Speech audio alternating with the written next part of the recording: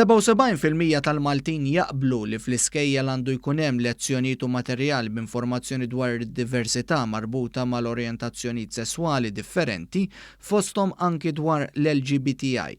Dan ħareġ minn stħarriġ ta' l-Eurobarometru ppubblikat mill-Kummissjoni Ewropea. Fil-fatt pajjiżna qiegħed 6% aktar mill-medja Ewropea dwar dan. Kważi l-istess persentaġġ dwar lezzjonijiet u materjal marbut ma' informazzjoni dwar transgender inkiseb ukoll minn Malta, fejn hawn ukoll Malta tinsab ferm aktar fuq il-medja Ewropea. Dwar mistoqsija li saret jekk persuni LGBTI għandhom xi kollhom l-istess drittijiet daqs persuni eterosesswali, 73% tal-Maltin wieġbu li jaqblu. Dan kien ftit inqas mill-medja Ewropea.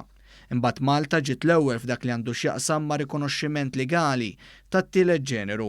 Fil-fatt Malta kienet minn tal-ewwel fuq dokumenti uffiċjali bdiet tagħti littra xe għal persuni li ma jidentifikawx ruħhom bħala raġel jew mara.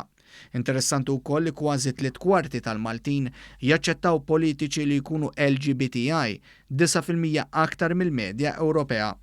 Dan fil-waqt li 82% taċ-ċittadini Maltin jħossuhom komdi jaħdmu ma' persuna LGBTI. Iżda imbagħad huma biss 41% tal-ġenituri li jħossuhom komdi persuna LGBTI bħala wilt tagħhom.